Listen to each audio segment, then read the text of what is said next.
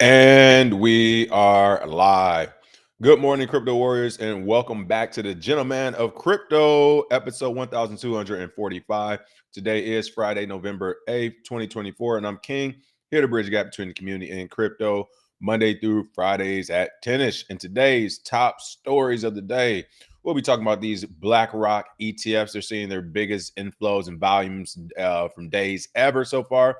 High-risk DeFi loans surge after U.S. election as crypto market rallies. Coinbase wrapped Bitcoin deploys on Solana aimed at growing DeFi market. Detroit residents will be able to pay taxes with crypto from mid-2025. France considers ban on crypto betting platform Polymarket. And WonderFi CEO kidnapped and forced to pay $1 million in ransoms being reported, and more. Of course, today is FBF, Bitcoin Friday.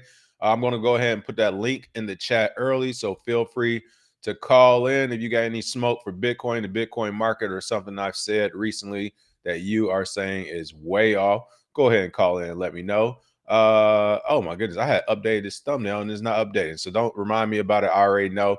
Let me know if you can't hear me. I did the mic check again, make sure we're all good to go. Lord Smith, what's going on? Crypto Night Train, BK Crypto, Tommy Brown, hi Ben. Good morning. Go ahead and smash those likes in the way in. Let's go ahead and take a quick look at these prices and see what's going on with the prices. Everything's looking good and great in the land of Bitcoin.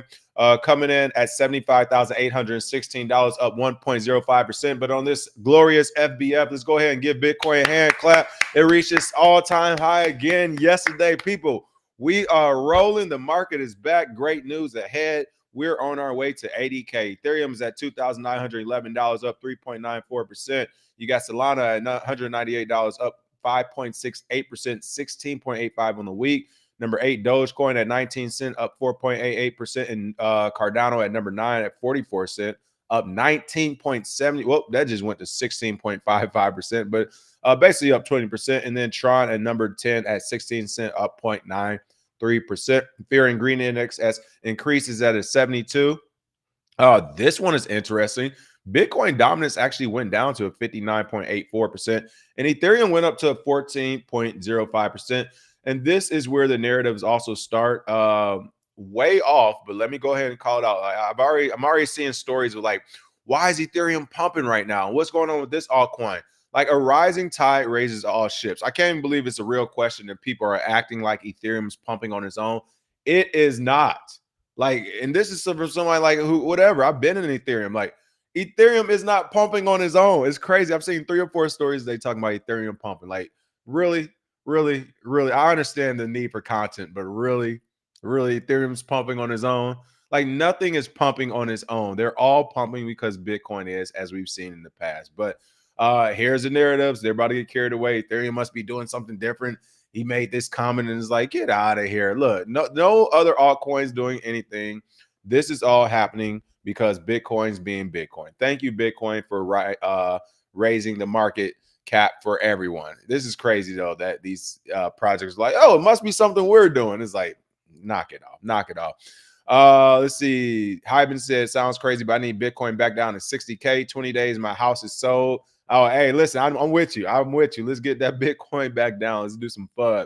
Good morning, everybody. Welcome to the show. I'm seeing some more people flow in. Go ahead and smash that like and share. And of course, really quick, let me go ahead and grab this link. Throw the link in the chat. Feel free to call in. It's been a minute for us since we had some call-ins. So feel free to call in and go off on whatever you need to go off. Call somebody or some project or something out if you need to. Top stories of the day. To me, these like there were 2 separate stories on Cointelegraph. I'm kind of making this just one story because, and I'm not even gonna go in detail because it's something we talked about so many times before. But the 2 headlines, biggest headlines today: BlackRock Bitcoin. This is yesterday actually, but BlackRock Bitcoin ETF sees biggest volume day ever with $4.1 billion traded. We saw, and then on the heels of that, also this one came out right after that article. Some more to last night to today. Bitcoin investors pour $1.1 billion into BlackRock ETF as Bitcoin marks another high. BlackRock Spot Bitcoin ETF surpassed $1 million in daily inflows for the first time since its launch in January. Again, we talked about this a couple of days ago, but I just want to reiterate, this is not the retail market. They're making it seem like uh Bitcoin investors, a bunch of individuals poured $1.1 billion into BlackRock ETF as Bitcoin marks another high. And again, I need you all to really listen and look at this. You're telling me Bitcoin hit an all-time high, and a lot of investors woke up the next day and said, "Hey, BlackRock," got on the phone with BlackRock and says, "Here's $1.1 billion of capital." It did not, and it does not go down like that. They already have these portfolios from these so-called investors that they manage, that they've been managing for years. Some they managed for decades, and they're literally just flipping the switch to say, "Hey, we're leaving technology today, we're leaving energy and the environment today, we're leaving steel today, and we're hopping on over to Bitcoin." And they're literally just doing it themselves. But the articles are coming out making it seem like it's the market doing it. It is not the market doing it. It is BlackRock doing it themselves. So I just want to point that out. I also want to point out, since these news stories are coming out as it just happened, they're saying, hey, these last 24, 48, 72 hours, it just happened. Kind of what I said the other day, we're starting to see that 10 to 15%, right? We just hit a new all-time high. But since these stories just came out, I don't think the $75,000, $76,000 is still the end of that inflow cycle. I think we're at a safe 78, 79 by Monday. By Monday, I think we'll be at $78,000, $79,000 Bitcoin. It might just hit 80K off the psychological factor itself. Now, we could just retrace as we hit that 80, 81K, come right back to 77, 76. But I think the 80K is here already. It's literally already here with these inflows. Now, again, here's the part where the manipulation starts.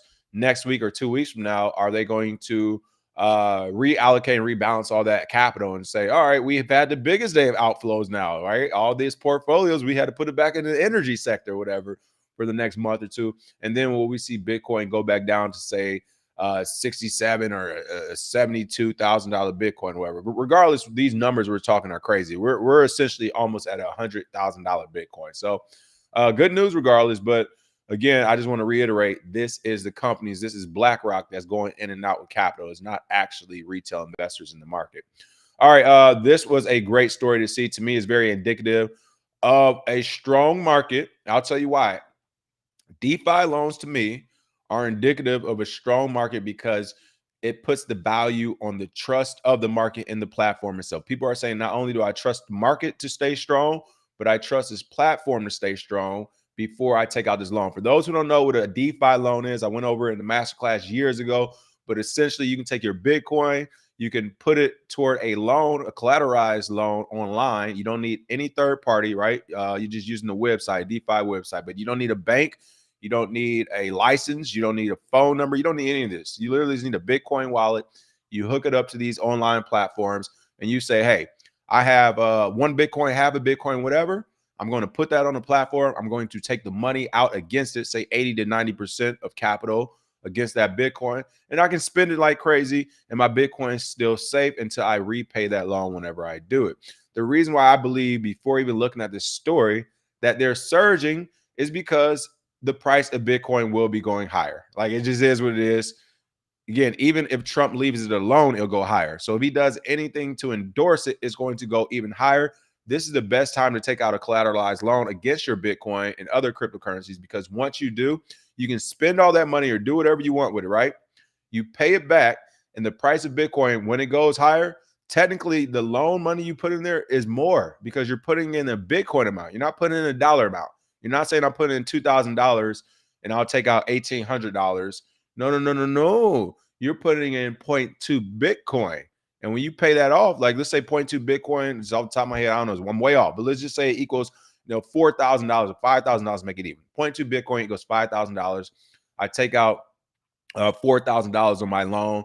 I pay that $4,000 back. The price of Bitcoin has went up 100%, and all of a sudden, which should have been, I'm still paying back the $4,000. That's all I owe. I owe $4,000 on the Bitcoin at the time, but when I actually pay it back and they release my Bitcoin, all of a sudden that 0.2 is worth $10,000.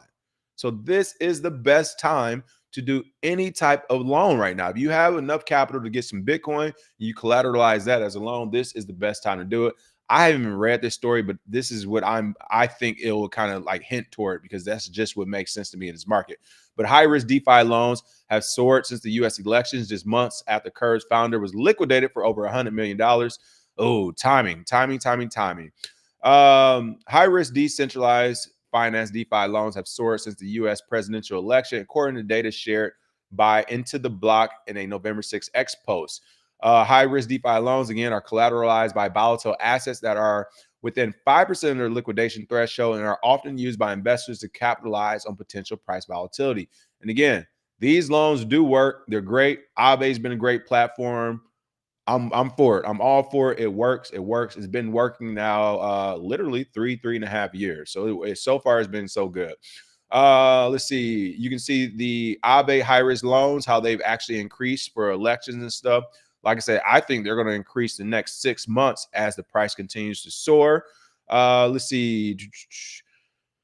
Sadukin, this person, who's Sadukin? Alexander Sadukin, co-founder of EVA Protocol, the first decentralized lending protocol on the open network, on the Ton network. Oh, I got to try this out. I haven't even tried EVA on Ton. If anybody tried it in the chat, let me know your thoughts on it. But I did read something about Ton Network today, how they're trying to grow and increase their ecosystem. That's pretty crazy. But they told Cointelegraph, however, I don't believe the impact in the worst case scenario could be that significant. In recent years, DeFi has matured considerably, especially among major protocols that have adopted strong risk management practices. I agree. What they're saying here, their worst case scenario, the only worst case scenario when it comes, well, I won't say only, but the main worst case scenario when it comes to DeFi loans and things like that would be you not getting your capital, right? It being stuck on that platform, or the crypto being lost, or you not being able to get a loan in a timely fashion or pay it back in a timely fashion. Like, I agree. Those worst case scenarios are not that high in the DeFi space, especially with collateralized loans on notable platforms. Now, I think the only thing that could sidetrack that, which again doesn't look like it's going to happen in the next 4 years, and if we can solidify crypto and Bitcoin as a citizen, as we're here finally in the next few years, I don't think it'll ever happen. But the only thing that can really knock out the DeFi platforms outside of hacks, which would be isolated, would be the government, would be the president, the SEC, somebody coming down and saying, hey, this specific DeFi platform or all of these DeFi platforms are illegal. You can't do that. Now, that won't stop them, but that, of course, will slow them down in mainstream countries like America. But there's no sign that that's going to happen, right? If anything, the sign is we're going to leave you alone, or we're going to endorse you as far as Bitcoin and crypto goes. So if that is correct, I mean, DeFi platforms like this are the future. And then the next thing is just main adoption, where you can finally start telling people, hey, you don't need that bank loan anymore, right? You got some collateral. You really believe, well, go sell your car, go sell whatever you want, take that cash, get the Bitcoin, and do your own loan. So this is great news for the space. I think it's good news that the amount of people actually using this has increased lately. And yeah, I mean, clearly not even the future, it's the right now. I've used it, other people are using it. This is the right now. And yes, the crypto loan market, DeFi market, crypto loan market is looking great. I love it. I love it. I love it. I love it. Good to see.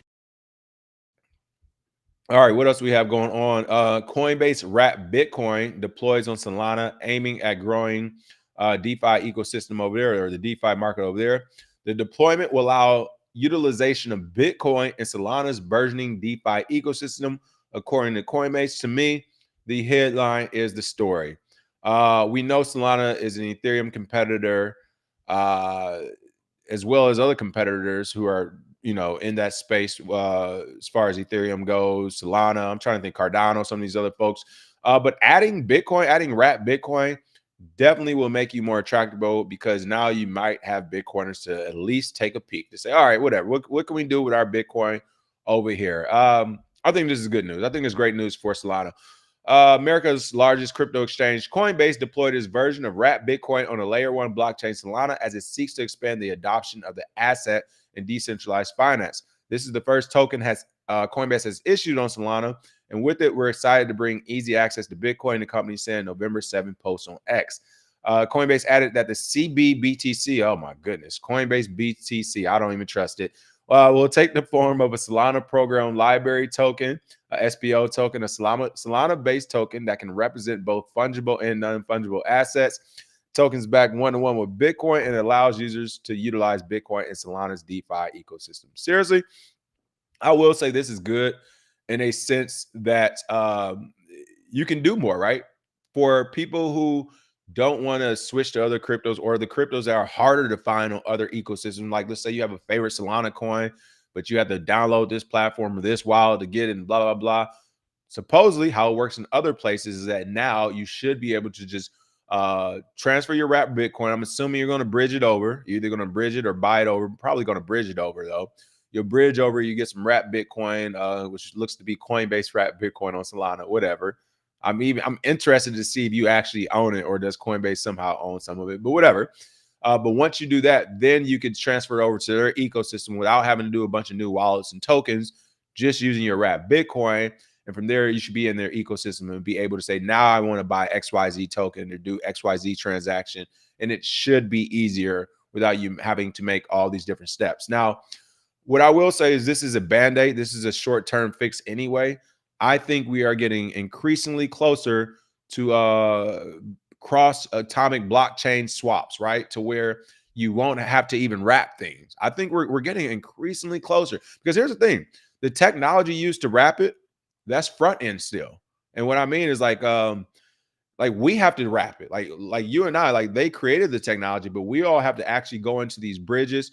For those who don't know what that is, essentially you're bridging different networks. So we're still the ones, the end user is still the person who has to go in there and say, I want to wrap my Bitcoin to go to Solana. I want to wrap my Ethereum, or I want to wrap this or do this or use these tokens on other platforms.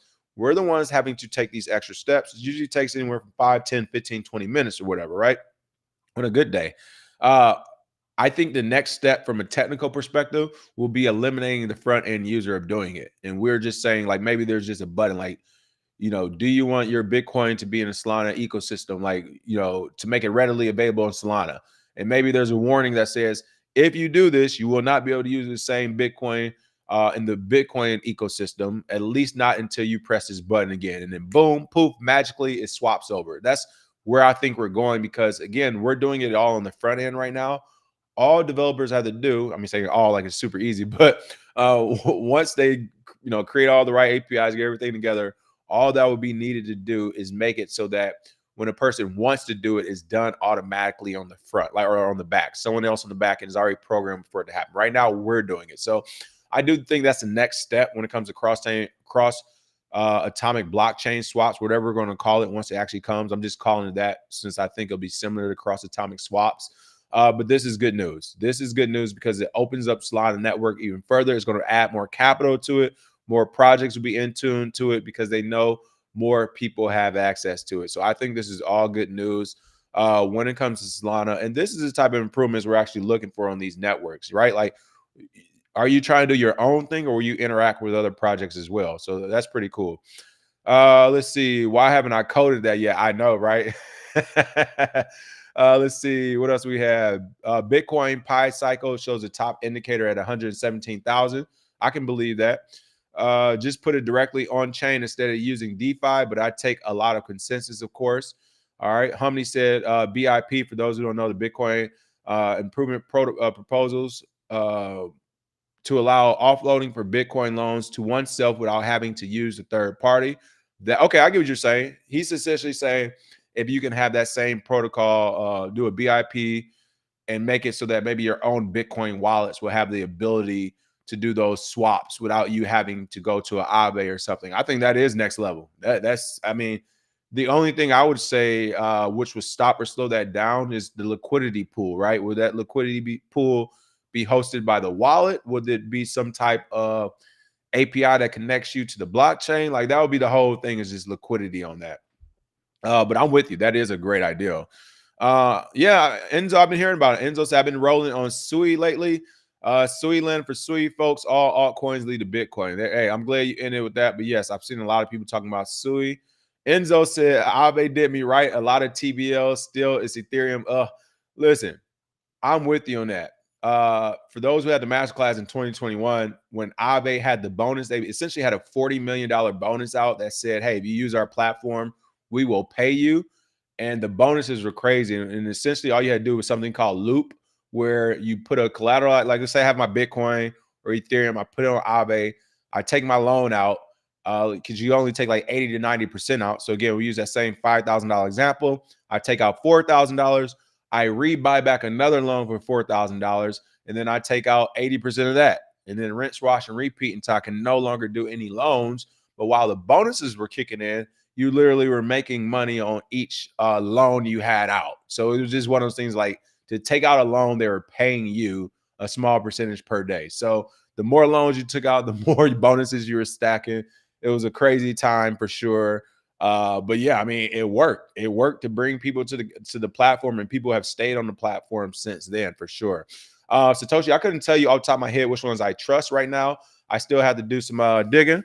Pardon me, get a little runny nose today. You all know I don't do hardcore drugs, all right? Let's make this sure. As out LA, you see people starting their nose in the morning. You be like, oh, what's wrong with you, bro? Hey, I got a runny, stuffy nose, okay? But no, I couldn't tell you which platforms because I haven't done a lot of loans. You know, I just took that long layoff, but I'll definitely look into it. I want to look into that one on Ton as well, because Ton is taking off. And if they already have a DeFi platform that gives loans that's doing a good job, you all know how I am. I'm all about, do you have a working product, especially at this stage? Oh my goodness. I don't want to hear no more. We're raising funds and we got 50 developers, but we don't have no products. Do you have a product? So if Ton has a working DeFi collateralized loan platform, holy they're already undervalued, people. They're undervalued. Enzo said, rest in peace, Nexo. That's right, Nexo. That was another one. We know they come and go, people. They come and go. Let's see. Retail isn't hopping on for another few years. Institutions really haven't caught on the actual grasp of the tech yet. I agree with you. It's still early for, I won't say a few years. I think in 2 years, depending on what Trump says, in the next couple of years, the retail market could aggressively hop into Bitcoin. We'll see that. But again, it will still be what I've said from day one. By the time the retail market comes in, Bitcoin will be 6 figures, and it will be beyond a shadow of a doubt that, hey, we want you to really feel like you'll never get rich on this. You can get you some Satoshis, but you'll never get rich. So even if it were to happen, I don't think the retail market will be able to catch on in time. Okay. Ty Maiden said it as well. Retail's not in yet. People in the workplace are just now starting to talk about it. I agree. 5150 Gamer Johnson, what up, though? I'm glad to see you've been all right. Been working 2 jobs, tired as hell. Hey, get all that Satoshis. I'm with you. All that money is not going to Bitcoin. Talking about BlackRock, I agree with you. BlackRock be taking folks' money and flipping it with Bitcoin, and probably altcoins making a shit ton, then telling their customers they made like 6%. That's definitely what's going on. Like I said, you are crazy if you don't think BlackRock, at the same time they're doing these Bitcoin options, aren't in the futures market and aren't shorting and longing the market in general. They're definitely having other plays going on simultaneously. Let's see what else we have. You guys are hilarious. I'm seeing some funny comments right now. Oh, all right. Last few stories. This was some great news stories. Detroit residents will be able to pay taxes with crypto from mid-2025. For those who don't know, technically, I am still a resident of the city. Yes, I still pay taxes in Detroit and taxes in the state of Michigan, so I'm still repping it to the day I'm gone. Detroit says the move to accept crypto as payment for taxes and other city services was part of a broader effort to modernize and improve its payment channel. So here's the deal. First and foremost, I spoke to the city of Detroit about a year or two, probably about 2 years ago, about doing some things for city services with crypto and things like that. They were still on the fence about it. It looks like they're moving forward, so it's time to make that call again. But hey, my crypto business is actually out of Detroit, folks. It's my home city, love it. And I think this is a great thing for a city like Detroit, one that's still essentially been fighting for his life and survival since the car industry left, is now saying, hey, we're going to be one of the front runners in doing this whole crypto tax thing. Let's just try it out. Why not, right? People are just trying to pay you anyway. I'll say this for sure. If they're allowing businesses to do it, I will give you an updated report. It said mid-2025, so it looks like I'll be missing this year's tax season. But next year, I don't know. Sometimes I do my stuff late, so we'll see. But next year, for sure, I'll be back reporting because I'm going to try to pay my taxes in Detroit with crypto now that they're allowing it. I think it's pretty cool. Detroit says the move to accept crypto as payment for taxes and other city services was part of a broader effort to modernize and improve its payment channels. Again, they have been working on this, to my knowledge, for the last couple of years at least. But again, this is Detroit, will soon allow residents to pay their taxes and other city fees, where cryptocurrency as a city looks to modernize and attract blockchain companies to the city, according to the announcement from Detroit's Office of Treasury. And what's even crazier, and I wish I love this story, is a Keyblon on. They shout out to my boy Keyblon. For those who ever see that Keyblon in the chat, you all need to understand that is the east side of Detroit right there. So if you see a Keyblon in the chat, I ain't seen them in here today, but next time y'all see a Keyblon in the chat, you need to know that is the east side of Detroit. That's all I'm going to say. That is the east side. All right. Shout out to the Keyblon Village. You can Google it. Keyblon Village of Detroit.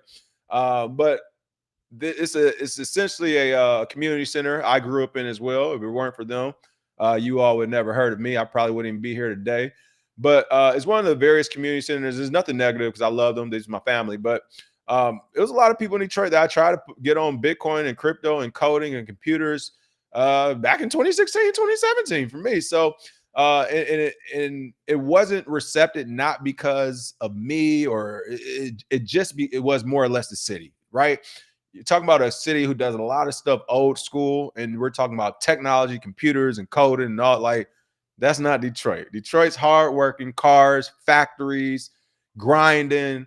Wake up early, go to sleep late. Winter time, you still 4 feet of snow. You still going to work. You walking to school. You got overalls on. You got your snowsuit on and walk through the snow. You take it off when you get to school. Like it's a tough city. It's a grinding city. So when you talk about, hey, we got computers, we could do this, and we got technology, everybody's kind of like, look, man, I'm just trying to feed my family today, not tomorrow. I'm trying to feed my family today. So I definitely get the pushback, but to see it come from the city, I love it, because now hopefully I will make it home here in the next few weeks, or not next month. But now when I make it home for the holidays and I get to having these conversations again, it's not just me trying to explain everything. It's like the entire city just said we're doing this. So are we ready to do this as a team or not? So yeah, shout out to Bezo. Icewear Bezo been on it too. So yep, Icewear Bezo been on it. He said Babyface Ray about to be rapping about crypto soon. Yeah, a lot of people in Detroit has been on it for sure.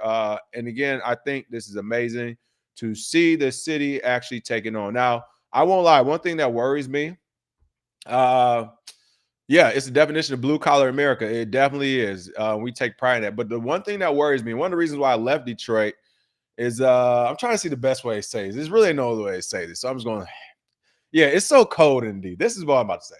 Detroit, like Chicago and New York, the Southern District.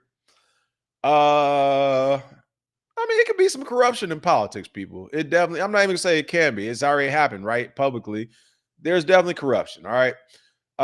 Yeah, Big Sean, shout out to Big Sean. Yeah, he had one of his rap lines when he said he bought a girl's college tuition using the half of Bitcoin or something. I remember. But my thing is this: Detroit, hardworking city, like I said, is super old school. So there aren't a lot of techies there, not a lot of technologists there. And it can get a little corrupt. I mention all that because when you're talking about Bitcoin, crypto taxes and stuff, I do actually question if the level of education is there on the government side to actually have this as a program. So I am going to make some calls. I do want to see who's behind the program and how gray skies. Well, we'll talk about that in a second, Patrick. I do want to make some calls and figure out who's behind the program, how it's going to work, so on and so forth. Oh, I'm invested now. I'm invested. This is a city I can easily muscle my way in there. People, I got family anywhere. This is going to be an easy muscle. But no, I'm definitely going to muscle my way in there and figure out what's happening, because I got to be honest. I unfortunately don't think we have the level of education in the right people yet. Not to say they don't exist in the city or the state or anything like that. Just from what I know, the people who have been on crypto and blockchain and stuff in Detroit it hasn't been like that yet. So I'm curious. I'm super curious as far as who created, how it came about, what's happening. I'm going to follow up on it. And yes, for those who don't know Patrick Walter, I actually say this has a lot to do with the mood of the city and why people are the way they are. And so, like, semi-negative. It's like, for those who don't know and have never been to Detroit, it is getting better now. But like, I can tell you for a fact, through the 90s and early 2000s, gray skies 90% of the time. Like, literally, from the pollution and bad weather, it is gray every day. It's hard to be happy when you wake up morning, afternoon, and evening. It's gray, gray, gray, gray, gray. It's cold and people are mad. All right. Yeah. Funny enough, Humney, I actually was going to do something in Detroit after college, but after I saw how some things were, I was like, oh, I gotta get, that's what made me low-key go to military. I was like, I gotta go get my own gang. I literally said it. I was like, I gotta go get my own gang and come back or I got to join one of the gangs in the city in the city council, which I didn't want to do. So it definitely gets tricky in the deep. It definitely gets tricky, but I love it. I've never had problems. My family's there. I got a huge family. My grandfather's there. For everybody who says, "Oh, that shit's old," my grandfather, 95 years old, migrated from Alabama during a great migration, the Black migration, to escape the Jim Crow South. That's how my family got to Detroit. He worked with Malcolm X back in the day when the Muslims was deep in Detroit. A lot of good history there. Water runs super deep. But like I said, this is definitely a city that I'm a part of, bleeds through my veins. And this is amazing news to see that they're going to be doing it. Now, what I don't like, but it's all good, they're going to be partnering with PayPal to do this. Uh, Again, I'm not mad at it, whatever, because you're giving money is for like to give the crypto taxes, right? It's not like we'll be receiving it. If we were receiving it, I would not trust PayPal because more than likely they'd be like, well, you can't transfer it off PayPal with like a 20% fee. But the fact that you're just paying it to PayPal and they're giving it to the city, this is amazing. And you can see this news headline here: Detroit to become the largest city in the U.S. to accept crypto payments for taxes and other fees. That is right. Detroit is in the building. It says Detroit is building a technology-friendly environment that empowers residents and entrepreneurs. We are excited to be one of the first major U.S. cities to explore blockchain civic applications and allow residents to use their cryptocurrency as a payment option, said Detroit Mayor Mike Duggan in a statement. I'll say this really quick. Crypto, yes, my granddad, for those who know Humney, my family is actually from Alabama. Yeah, for those who know, I used to be, what? I used to be in Alabama every year for Thanksgiving. Bessemer, Alabama is where my family hails from. It's nothing to do after the sun goes down. It's dark as hell, but I love my family. But yeah, Bessemer and Birmingham. One of my cousins used to be like the assistant DA or something in Birmingham. I had a bowl game there when I played for NC State. We had the PapaJohns.com bowl game in Birmingham, Alabama. I went there. My cousins picked me up and brought out some of the teammates and stuff to the party. And the running family joke is I'm not allowed to date anybody from Alabama because our family is so big. We don't know everyone. And sure enough, I'm at a bowl game weekend. I'm down in Alabama in Birmingham. I'm at the club with some of my cousins. They're telling me some of the cousins I haven't met. And your cousin does this here and this your cousin.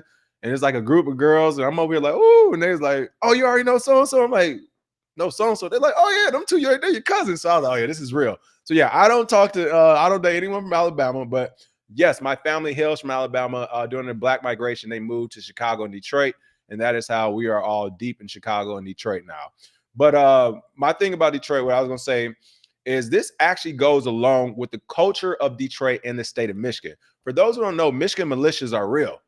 We're not going to take it. I'm telling you, this is in my blood, people. Michigan militias are real. If you missed what happened during COVID, one of them tried to kidnap the governor because they weren't happy about how she was going about COVID and lockdowns and mandatory vaccinations. They literally said they tried to kidnap the governor. It was like a January 6th type of deal or whatever. Like people got arrested because of this. But that is Detroit. If you want to go deeper in history, was it like a French colony or something? Like it was nonstop. Detroit has been a nonstop battleground since its inception. So let's not get it twisted. I say all that to say the city of Detroit and the state of Michigan has always been fighters. Like I grew up with that. Like always been fighters. Keep your gunpowder dry. White and black. Everyone in the city and state knows they're fighters. So it makes sense to me that when you have something as novel as Bitcoin and crypto, for the city and state to take the lead, it's like, fine, we'll do it. Like, yeah, we one of the biggest cities. The government's not going to stop us from doing it. We're going to do it. And we are doing it. So again, shout out to Detroit and for being the first big city to do this. Goodness gracious. All you're doing is accepting it, right? It's not like you're going to, where did the Bitcoin tax touch you? You're just accepting free money. So I'm happy to see it. I'm happy to see the essence of Detroit and the state of Michigan coming out by being leaders in a way where other states and cities would be scared to actually lead. So yeah, definitely. S1 Dub said family from Mobile and Birmingham. They moved to New York State. Oh, listen, hey, it is in the history books, people. This is the stuff they don't want to talk about. Racism wasn't that bad. The Black migration just happened because a lot of people wanted to move. All right, France is in the news today. France considers ban on crypto betting platform Polymarket. What? France said, oh, hell no. We saw the way the U.S. election just went on Polymarket. They're not going to do that to us. France's gambling regulator confirmed that it is currently examining Polymarket and its compliance with French gambling legislation. I'm going to break this down. This is why this show is here, for the analysis. This is the analysis right here. This is my analysis from a headline. Never been to France, don't watch their government, don't know what's going on with poly market as of now, but I do understand how this market works, how the market participants work, and how it already has worked from the past. All right. Poly market, the platform, made a lot of money with that presidential bet. They're on the front page of a lot of news stories. What did I tell you? Whenever you become one of the top fives, one of the things you got to worry about is regulators and government just as much as you do scammers and scaling.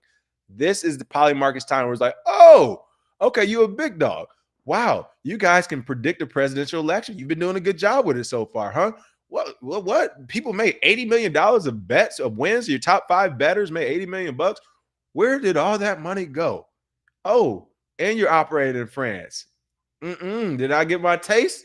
I need to get my taste. That is all that's happening right here. Listen, they made headlines. They're on the top of the news story. I'm surprised this wasn't the United States considering a ban or going after them. They must already have an inroad, but that's all that's happening. They have the ability to make capital. And now France is like, oh, we coming after. Oh, quick pause. I know we had somebody standing by. Lord, what's the deal? What's going on? How you been? What's going on, King? What's going on, gang? Doing good, man. I just kind of wanted to weigh in on this, man. I think it's great, but I also think it's kind of stupid at the same time because who would want to pay taxes and then have to pay taxes on the taxes because you spent your crypto? Woo-wee! I love it. I love it. This is why I like the Warriors. Y'all get that other perspective. Not only that, though, to keep it real, I'm just being excited to be positive because it's Friday. A big part of it, too, I feel like, but I just like, only reason I don't think it's this bad is because I don't think Detroit's sophisticated enough to pull this off. But to me, it also feels like a honeypot, too. Like, oh, so you do got crypto. Was this your first year with crypto? Have you been at it? Like, to me, this is going to open up a whole litany of other questions and investigations. I, So I I'm with think you, they but already yeah, I think they already got all that information on us, man. You got to fund your wallet somehow, you know, with a that's credit true. card, debit card, they got the information. So I'm not worried about that. Hopefully, someone since Trump got in, you guys who support Trump, your guy got in. Hopefully, someone can whisper in his ear, no crypto taxes. That would be phenomenal. But I'm gonna hold my breath for that because he promises a lot of things and a lot of things never happen. So Hey, well, listen, let's be clear. That is the Warriors. That's between you all, between Trump and Kamala. I told you I'm a sideline guy over here. I talk smack on both sides. It don't matter to me. But no, I'm with you on that. That's something, and see, I'm glad that point was brought up because that is something like if I do get in touch with them, I can have a chance to talk to someone.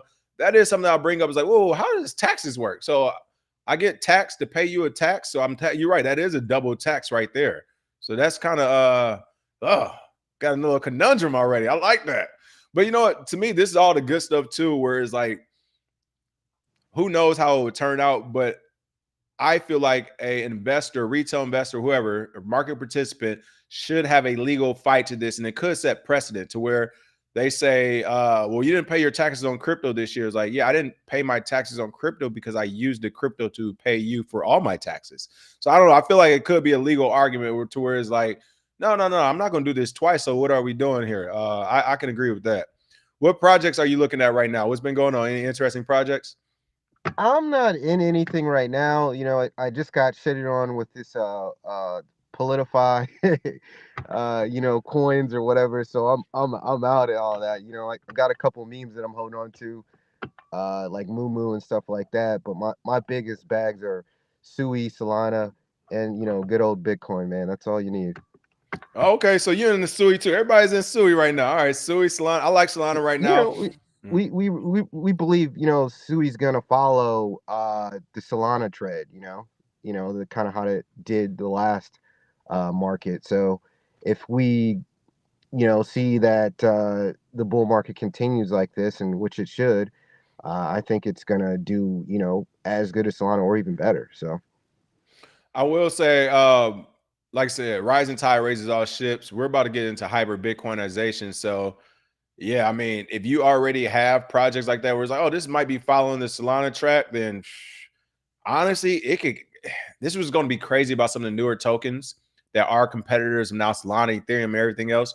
They might actually overtake or damn near become just as equal as the likes of Solana. Solana's market cap isn't like unreachable right now for some of these Yeah. projects. So right. So it wouldn't surprise me to all of a sudden be like, boom, see, oh, there go our key line right there talking about Sui. Oh, here we go. He in the mix now. He always in the mix.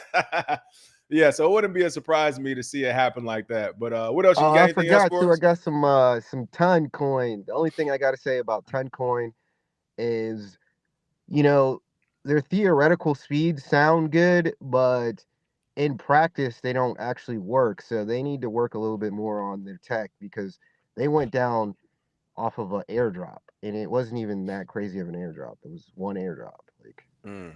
But I think I'm really interested in Ton because Ton's got a lot of users. So right. So they got the users, of course. Telegram is trying to become. I mean, it was an article today says Telegram's going to try to become like WeChat. So I was like, all right, we're talking on that level. Tons making way more sense. But one thing I want to look at is that DeFi platform. If they have a working DeFi platform that is safe and secure, as far as that collateralized loans, then that definitely adds value to them. I mean, you got Telegram and a DeFi platform. You say they're doing an airdrop. Doesn't sound like they can scale yet. But these are all like technical issues. So it's like, all right, I'm with it. We'll see. Well, yeah. that's all I really got to say. Hey, appreciate that, Hopefully, Lord Smith calling in. Thank you for all your comments, Warrior. As always, I love it. I know y'all be in the comments going back and forth sometimes, but that's what we need. We don't yep. need everyone to be like just agreeable and then like, no, we need to have that dissension and see, to pick things apart, to be critical and to see what's real and what isn't. So definitely appreciate all your comments. All right, man. Peace, King, in the chat. All right, Lord, take it easy. Yeah. Yes, sir. Hey, I'll keep line. What up, though? I just saw you in the chat. You just missed it. I just gave you in the village a shout out because right here, as you can see, Detroit is going to be the first major city to do crypto taxes. So I was giving you a shout out to say we need to get this in the village. We got to get them computers back rolling in the village. Get these kids on this crypto. It is happening. The city said it's happening. We're doing it. Shout out to Keebline. He's in the chat. This is my guy for those who don't know. Like I said, east side to the fullest, baby. All right. Back to this story with France and Polymarket. Like I said, I think this is a money thing. This is really a money thing. France is saying there's a new DeFi platform. They don't have a mama or daddy yet, i.e., another gang country to defend them. And France says we want our taste early. France's gambling regulators considering banning the crypto prediction platform Polymarket, which made headlines on user demand around the 2024 presidential election in the United States. The National Gaming Authority of France, the Autorite National des Jeux (ANJ), is investigating Polymarket's operation and compliance. Would I say that compliance with French gambling laws? Look, I'm not about to go into detail. It is what it is. It's about to be an extortion play.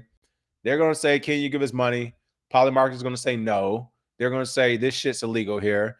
Everyone who has half a brain is going to be like, well, I can just use a VPN and get on it anyway. And I'm going to continue to bet because why would I stop?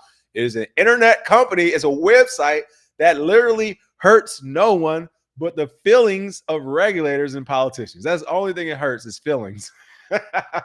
But they're going to use French taxpayer money to try to destroy it.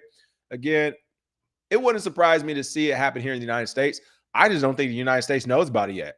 The market cap isn't big enough on Polymarket for the U.S. to waste its resources. But you better believe if this was like if Fox or CNN ran a story where Trump won off some Polymarket bets was happening too, oh, it's over with here as well. It's just not popular enough. So again, this is on par for countries and how they do these companies.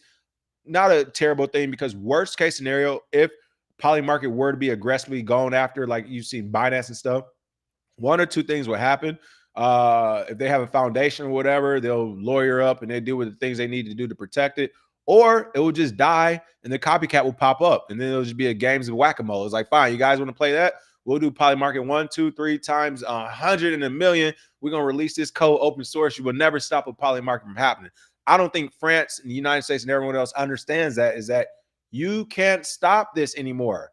These companies, and I'm not talking about Polymarket in general, but most of these companies, at least a piece of their code, the stuff that makes the secret sauce that makes the website, or the project, they're leaving it open for anyone to look at. So I can go in and I can download it and I can recreate it with a new website name. There's no stopping this. Trying to stop it is literally waste, fraud, and abuse of taxpayer money. So again, I'm not going to go into detail about it, the headlines in the story, but I can see it happening, not just with them. Last but not least, a story we do have to cover. Hey, listen, my cousin always tell me, he was like, hey, man, even if you got it or you don't got it, people might think you got it, and that might be how it go. So he was like, always be on your P's and Q's in this crypto game. Look, as the price of Bitcoin and crypto starts to increase, be careful about how public you're getting, people. Again, whether you have it or not, if people think you have it, they might come for you. And it looks like that's what happened with WonderFi CEO. He was kidnapped and forced to pay $1 million ransom.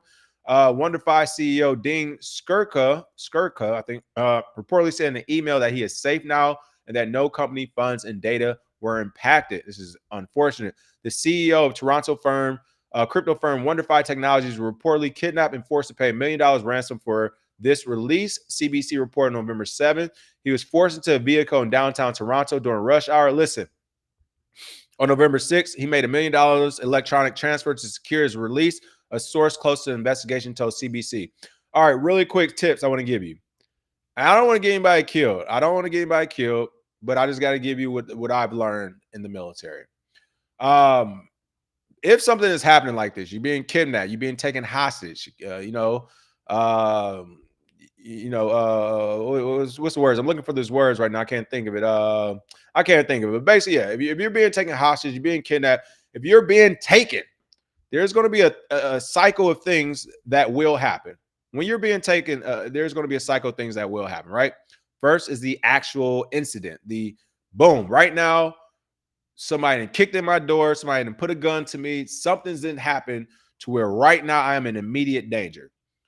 Now, if the gun's to your head or whatever, this ain't like, I'm not doing the Detroit Academy dude to show you how to disarm a gun or none of that, right? If the gun's up to you, they kind of got you in that moment, right?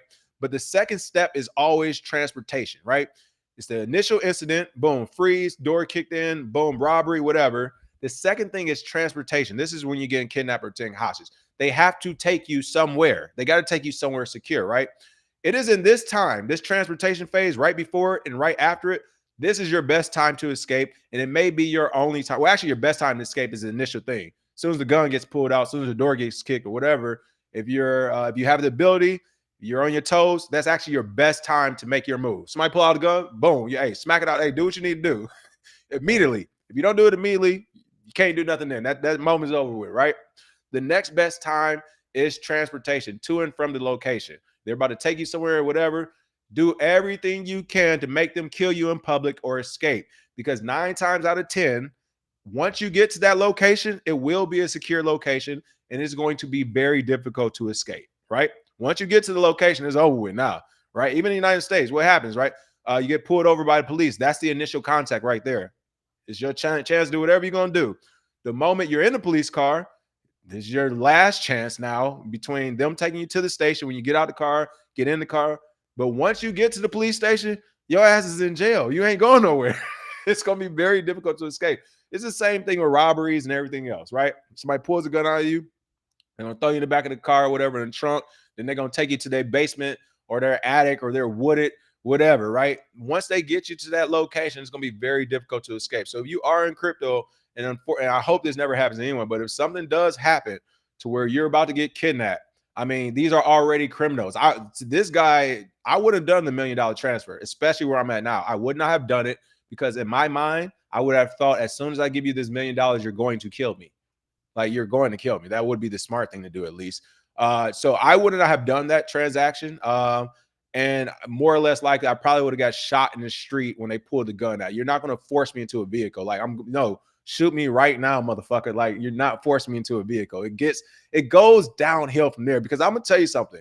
And I'm very happy a lot of people haven't had to even hear these stories or experience it. But there's way worse things than death. Like, I go back to Detroit for this one. You do not want to be caught alive and be in someone's basement. Like, what? Same thing with overseas in the military. You don't want to be caught alive. That is the worst thing to happen.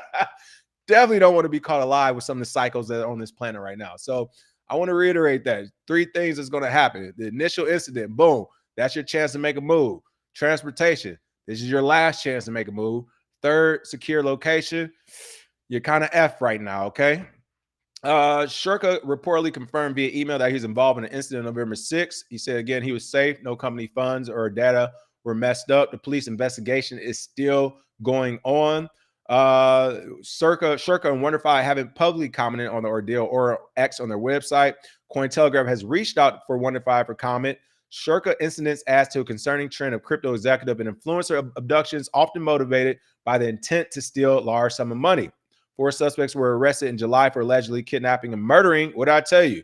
Kidnapping and murdering a 29-year-old foreign national Bitcoiner in Kyiv, Ukraine, stealing $170,000 worth of Bitcoin. People, there is a reason why the United States says we do not negotiate with terrorists.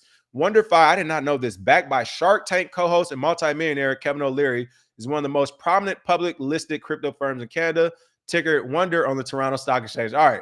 Not to be an asshole to the person who was kidnapped. I'm glad they're back safe. But now, since it's jokey joke time, this makes more sense. This, hey, I say nothing happens to these guys. This could have been somebody who lost out on FTX and was like, oh, this is a Mr. Wonderful company. Oh, y'all coming with us.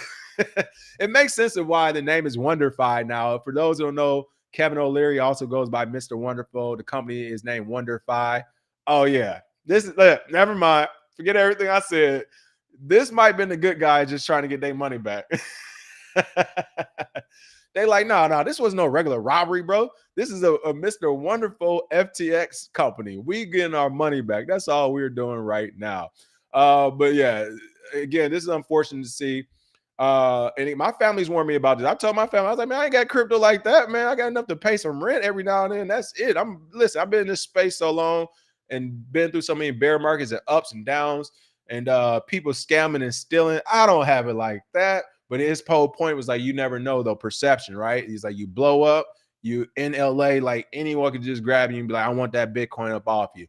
Hey, free body then, because that's all they're going to get up off it from me. I want everybody to know that. It ain't no transaction is transactioning. All right. It ain't happening. You're going to have to get yours off and get that tattoo afterwards. That's it. All right. Other than that, that is the show for today. FBF, full effect. Appreciate that call in, Laura Smith. I always love hearing different opinions and thoughts on the market. S1 Dub said, I think we may get 80K by the end of the month. We already likely touched 77K. Like I said, I would not be surprised if Monday morning rolled around and we're at $79,000 to $81,000. Would not surprise me because those buys just went in the last couple of days. So the price might reflect that over the weekend. Of course, mainstream trading in America will stop, but you still get trading from exchanges in different countries and stuff. So I think we'll hit the 80, 81 this weekend, but we'll see. Other than that, that is the show for the day. Next week, a couple announcements. I think I figure out how I'm going to do this. I think I am going to get back to more of a day-to-day thing, Monday through Friday, with Monday, Wednesday, and Friday being mostly news, and Tuesdays, Thursdays will be interview days and sponsors and all that stuff, so you guys can kind of separate it as well. But I do have some interviews coming out next week. Or they will be some live interviews with some project founders and things like that. You know the deal. Come with questions. Hey, pick it apart. Do your own research. You know I'm not giving no real endorsements. This is a chance for them to share their projects. I hope they're not scamming, but if they are, feel free to call in live and call them a scammer. I think it will make for great internet content. We'll see what happens. All right. Again, smash that like and share. I see you all next week. Some more news.